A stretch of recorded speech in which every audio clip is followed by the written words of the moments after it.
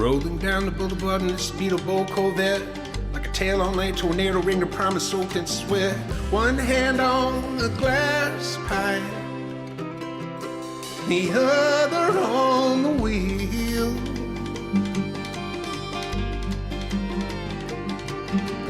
Devil riding shotgun, singing, boy, let's make a deal.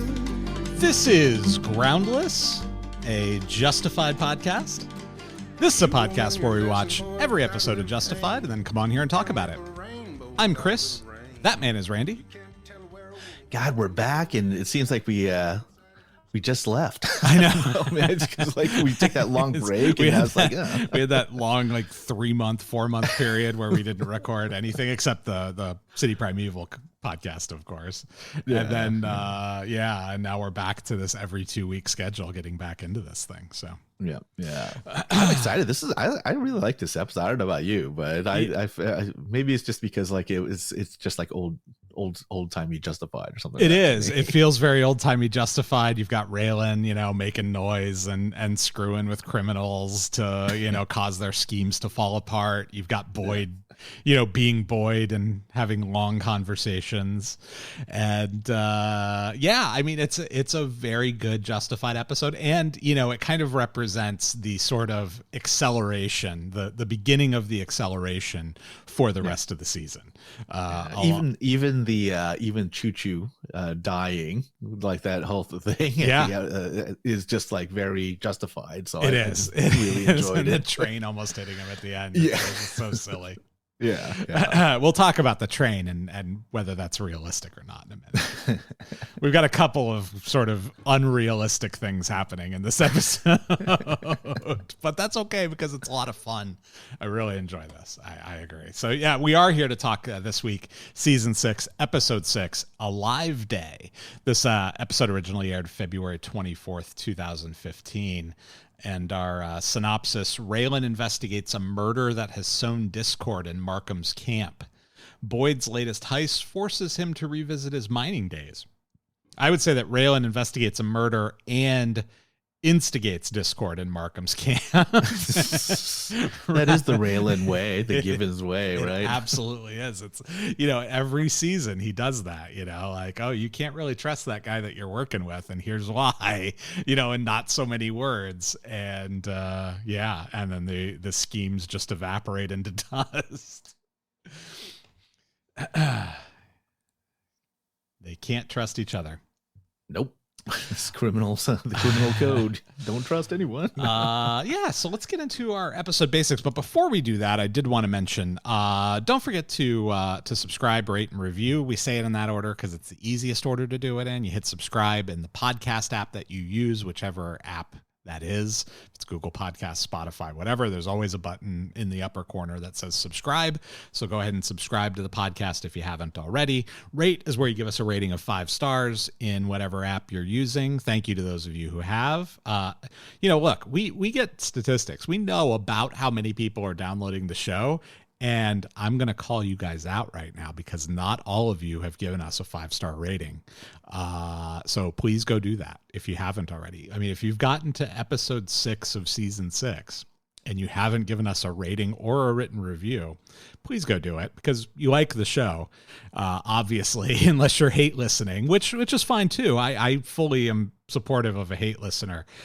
I hate watch some programming myself, so I get it. Really? What do you hate for sure watch? I do. Well,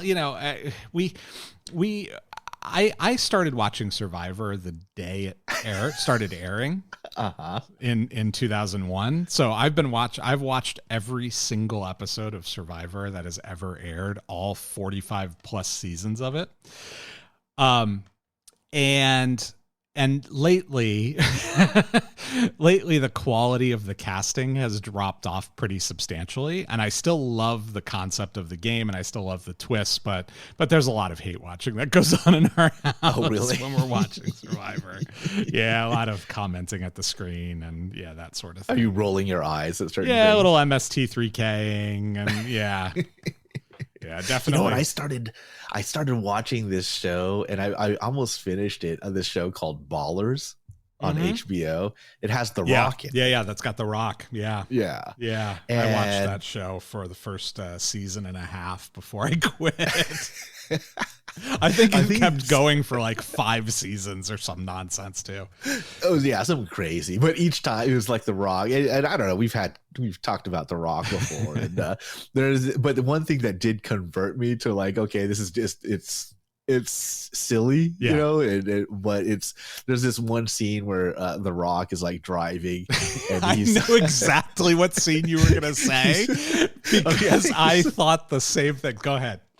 Oh, he's popping pills and he's on the phone, and I'd never seen him like that. And I thought that was the funniest part. Like he's talking on the phone and just like driving down in his Land Rover or Land Cruiser. You know exactly what I'm talking about, right? I know exactly. Right. But it's not just the popping pills and talking on the phone, right? It's the Taylor Swift thing. Yeah. Yes. Yeah. I distinctly remember that scene. And Rob Corddry's in that show too. And Rob Corddry is hilarious. Yeah. And he's very good in that show, but it's not a good show. No. It's sort of like path. Entourage for sports if Entourage was like 50% worse than it is. That's true. And Vinny Chase wasn't like pounding every piece of tail, right? You know? Yeah, He was just, exactly. like, he wasn't. Everybody else around him was like Turtle and all those other guys were getting their share, but Vince was not. Yes. Oh wow, that's a show I haven't thought about in a while. That's a good hate watch show candidate. That's totally. Because it's entertaining. It's moderately entertaining in and of itself. That's the key for it to be good hate watch. So, So regardless, if you're hate watching the show, give us 5 stars for that, or hate listening to the show, because give us 5 stars for that too, because other people might want to hate listen. And if you're not hate listening and you're in season 6, episode 6, either you've done everything that the internet has to offer, in which case, congratulations, or you actually like the show. So go give us 5 stars and give us a nice review. Why are you gay? You know that meme. I do know. Also, don't forget to check out our socials at Groundless Pod and at Groundless Podcast. You can find us on YouTube or Reddit or X, formerly Twitter. Or email us groundlesspodcast@gmail.com. So now that I've got that out of the way, let's talk about the episode basics here. So we got our synopsis already. This episode written by, we noticed, at the beginning of this season that we've had this trend of having 2 written by writers, and this episode doesn't change that. Benjamin Cavell, of course, who we know, and Jennifer Kennedy, who's a new writer to the show. She's been in the writer's room, of course, I think, but not receiving a written by credit.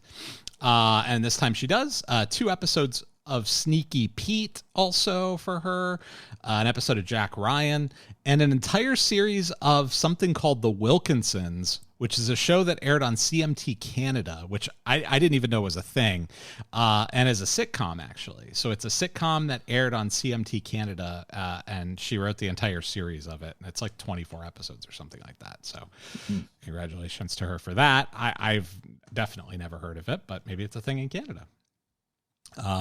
Directed by Peter Werner, who we've talked about before. And then some guest stars this week. So we have a couple, and I want to talk about a couple who don't make it through this episode. Duke Davis Roberts is Mundo or Choo-Choo, depending on who you are. And he's been in several things, including Longmire, which is sort of a spiritual sibling, I think, of Justified. I've never seen Longmire, but I think people who like Justified tend to like Longmire. And I think it's sort of a similar feeling show to Justified. So he's in Longmire. He's in The Sun, which I hadn't heard of before. 5 episodes of that. The Peripheral, which was that they were advertising that during the Super Bowl last year. I remember there were these weird ads. It's got Hit Girl in it from what's that? Kick-Ass, from the Kick-Ass superhero movie. Hit Girl's in it, and as a character. Yeah, I think so. I think she's like the main character. Not Hit Girl herself, but the actress who played Hit Girl. Chloe Moretz. Yeah. That's the one. Yeah.